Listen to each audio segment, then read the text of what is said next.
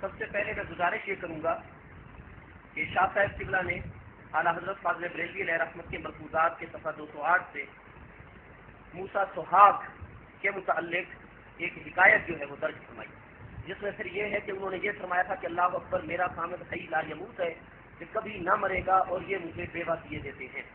صفحہ 208 کی پہلی سطر میں ہی عرض یہ سوال کیا جا رہا ہے کہ حضور مجذوب کی کیا پہچان ہے؟ ارشاد فرمایا کہ سچے مجذوب کی یہ پہچان ہے کہ شریعت مطہرہ کا کبھی مقابلہ نہ کرے گا۔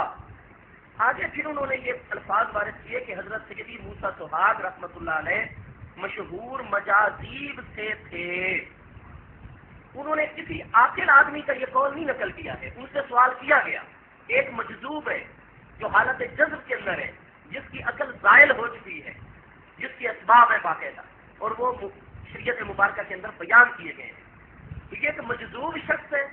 افسوس کی بات ہے، میں بار بار یہ عرض کر رہا ہوں، والمعدوہ حتیٰ یاکلا، میں نے کتنی اسناد اس سے سیاستہ میں سے اور غیر سیاستہ میں سے پیش کی تھی۔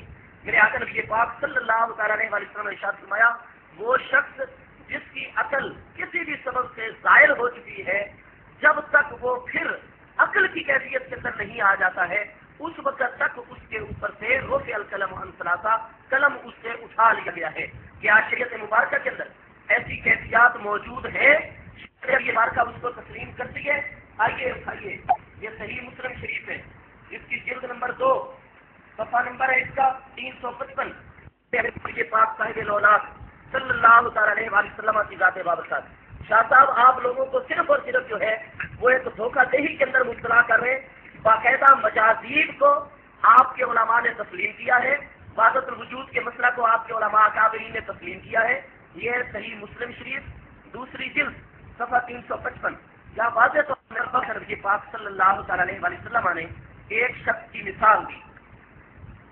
حضرت انس بن مالک رضی اللہ عنہ، انس بن مالک رضی اللہ تعالیٰ عنہ روایت فرما رہے ہیں، قال رسول اللہ صلی اللہ تعالیٰ علیہ وآلہ وسلم للہ اشد فرحا بتوبۃ عبدہ حین یتوب الیہ من احدکم کان علی راحلتہ بأرض فلاح فانتفلت منہ وعلیہ طعامہ وشرابہ فآیس منها فأتى شجرة فاضطجع في ظلها قد آیس من راحلتہ وبینا هو كذلك إذ هو بها قائمة عنده فأخذ بختامها ثم قال من شدة الفرح ثم قال من شدة الفرح اللهم أنت وأنا ربك أخطأ من شدة الفرح۔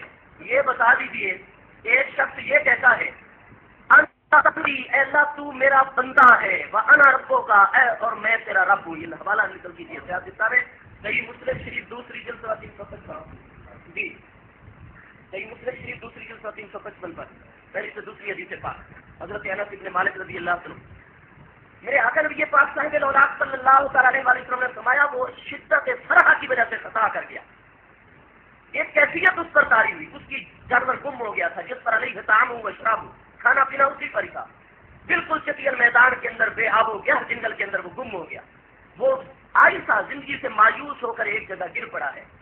جب آنکھیں کھولتا ہے اس کو ہوش دیکھتا ہے کہ اچانک اس کی سواری جس پر سارا دن موجود ہے، اسباب معیشت مسلم میں، اس کے اوپر ایک شدت فرحت اور خوشی کی انتہائی کیفیت طاری ہو جاتی ہے۔ جب یہ کیفیت تو اس خوشی کی حالت میں کہتا ہے اللہم انت عبدی، اے اللہ تو میرا بندہ ہے، وانا عبدو کا اور میں تیرا رب ہوں، انا ربو کا میں تیرا رب ہوں، انت عبدی تو میرا بندہ ہے۔ مجھے بتائیے اس فتوے کے اندر موجود نہیں ہے، اس کلام کے اندر شرک موجود نہیں؟ میرے مصطفیٰ کریم علیہ الصلوۃ والسلام نے آگے کیا فرمایا؟ آپ حدیث پاک کی بات تو کرتے ہیں، حدیث پاک پر عمل کیوں نہیں کرتے؟ ذات شریف میں حصہ دوم میں ملفوظ ہے سید موسیٰ سہاگ رحمۃ اللہ علیہ کا، تو وہ علماء وہابیہ جو ہیں وہ صحیح طریقے پر اس کو بیان نہیں کرتے، بلکہ اعلیٰ حضرت رحمۃ اللہ علیہ نے وہاں کے جو ان کے جو بعد میں آنے والے گدی نشین تھے یا جو وہاں مجذوب بن کے نقلی ایسی وضع بنا کے رکھتے تھے کہ جو ان مجذوب جیسی تھی، آپ نے ان کا رد کیا ہے۔ اگر آپ حقیقی طور پر اس واقعہ کو سن لیں تو انشاءاللہ دودھ کا دودھ اور پانی کا پانی ہو جائے گا۔ اور وہ ایسا ہے کہ کسی نے سوال کیا اعلیٰ حضرت رحمت اللہ علیہ سے کہ حضور مجذوب کی کیا پہچان ہے، یہ سوال ہے، تو آپ نے جواب ارشاد فرمایا سچے مجذوب کی پہچان یہ ہے کہ شریعت مطہرہ کا کبھی مقابلہ نہ کرے گا، یعنی مجذوب جو ہے شریعت مطہرہ کا کبھی مقابلہ نہیں کرے گا۔ حضرت سیدی موسیٰ سہاگ رحمت اللہ علیہ مشہور مجاذیب سے تھے احمد آباد۔ احمد آباد جو علاقہ انڈیا میں گجرات کا علاقہ ہے، یہ گجرات کے علاقے احمد آباد میں مزار شریف ہے، میں زیارت سے مشرف ہوا ہوں۔ یہ نہ سمجھیے گا کہ اعلیٰ حضرت رحمت اللہ علیہ نے ان مجذوب کی زیارت کی ہے، بلکہ آگے جو ہے نا اس کی تفصیل موجود ہے۔ آپ فرماتے ہیں زنانہ وضع رکھتے تھے، ایک بار تحت شدید پڑا، بادشاہ و اکابر جمع ہو کر حضرت کے پاس دعا کے لیے گئے، انکار فرماتے رہے میں کیا دعا کے قابل ہوں۔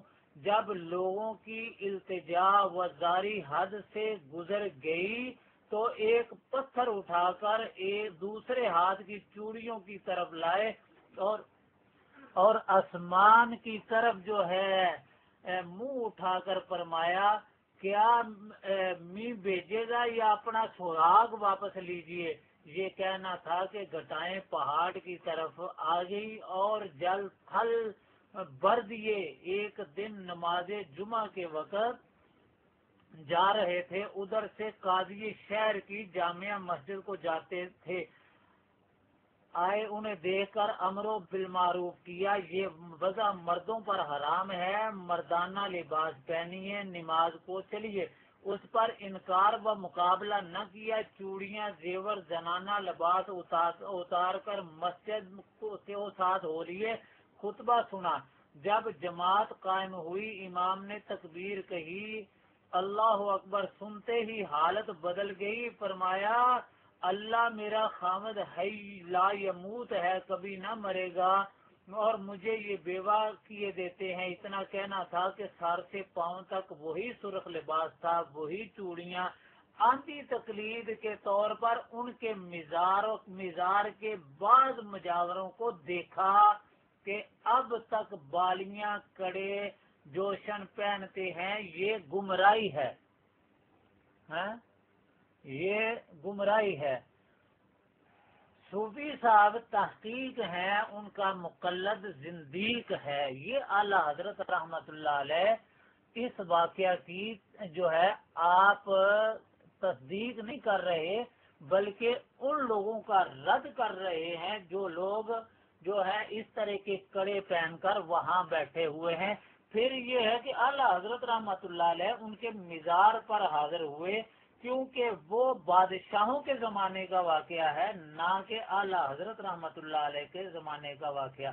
آپ ان کے مزار پر تشریف لے گئے تھے اور اعلیٰ حضرت رحمت اللہ علیہ ان پر فتویٰ کیوں نہ لگا سکے، کیونکہ وہ سچے مجذوب تھے، ان کی کرامتیں جو ہیں وہ لوگوں نے دیکھی تھی، اس لیے لوگوں نے بیان کی تھی، اس لیے اعلیٰ حضرت رحمت اللہ علیہ چل کر ان کے مزار پر گئے۔ جب وہاں دیکھا کہ غیر شرعی فعل ہو رہا ہے تو پھر آپ نے کہا، اور یہ واقعہ ارشاد فرمانے کے بعد کہ صوفی صاحب تحقیق ہیں، کیونکہ گزر چکے ہیں، ان کے حالات گزر چکے ہیں، مجذوب سے قلم اٹھا لیا جاتا ہے، صوفی صاحب تحقیق ہیں، جو ان کا مقلد یعنی اس جیسی وضع بنائے وہ زندیق ہے۔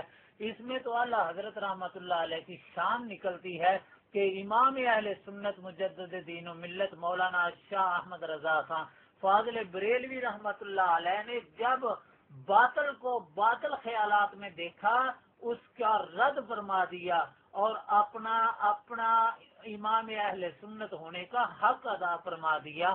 اور اس میں امام اہل سنت مجدد دین و ملت مولانا شاہ احمد رضا خان فاضل بریلوی رحمت اللہ علیہ کی تنقید نہیں، بلکہ آپ کی شان یہ ہے کہ حق کا بول بالا کیا، اور وہ جو ایسی وضع بناتے تھے ان کو زندیق تک کا خطاب دیا۔